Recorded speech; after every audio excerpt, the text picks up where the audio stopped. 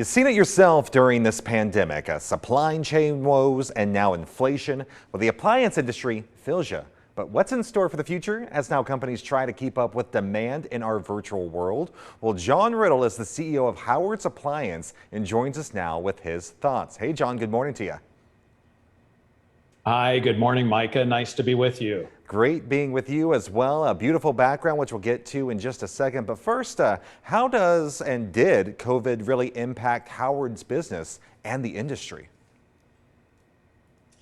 Howard's was designated as a essential business, and so we never were closed. Faced as well as the consumer, all the different availability issues that the industry witnessed, as well as inflation from components price increases and labor shortages in manufacturing.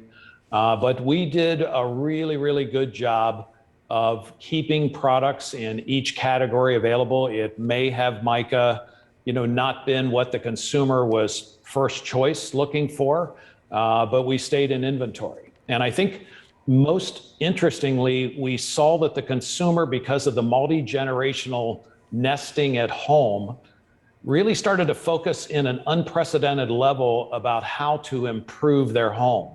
And the kitchen and the laundry room and those areas were front and center. And so that's been a big change for, I think, the industry, and certainly gave us a number of insights that we're trying to capitalize on now. We'll get to it in a second, but you guys would have been my first choice just looking at that background of that experience center that you're in. But first, the inflation you kind of mentioned, the supply chain logistics, how did this really impact the industry as a whole? And what would you say is the strategy to combat that and remain profitable?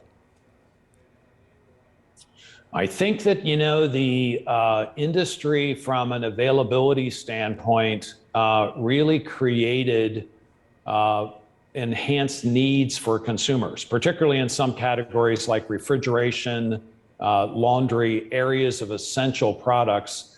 And that really led to a situation where consumers needed to be able to feel safe and be able to have maybe something we developed called Zoom call selling. So we were setting up appointments with consumers that they could look at a showroom like behind me via Zoom call. And we practiced extremely high protocol, not just in our experience centers and stores, but also with our delivery and installation crews as well. We run hundreds of deliveries every day, and it was important that all of the Howard's consumers felt safe with those protocols.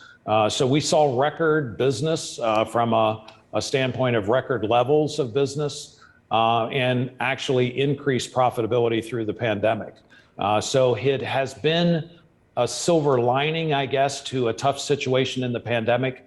But mainly, I think the learning for us is that consumers wanted to be able to test and play and touch and feel products, Micah, before they take them home.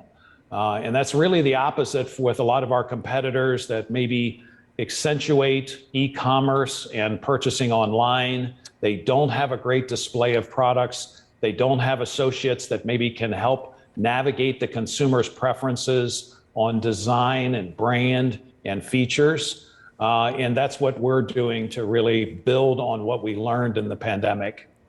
And really, you said it right. When you touch and feel something and looking at something and up close and personal, it gives that more personalized approach when you're going to really furnish your home or even your kitchenette, as in your background. We're just about out of time, but really fast expansion into Nevada. I hear that could potentially be a possibility, right? It is. We are opening in San Diego this year, but we acquired last year a business in the high desert in Victorville, a large location, over 100,000 square feet. And so we're within range now of really a high interest in the Las Vegas market. We think it would be a great place for Howard's to expand our experience centers, and we just love the Las Vegas market. Well, we would love to have you here. I mean, it's not a bad drive to go to California and visit the beach as well, because you're over in Long Beach, but we would love to have you here in the Silver State as well. So we appreciate your time this morning. Thank you, Micah. Of course. For more information, just visit howards.com. For all these tips and advice, again, just visit our website, lasvegasmorningblend.com as well.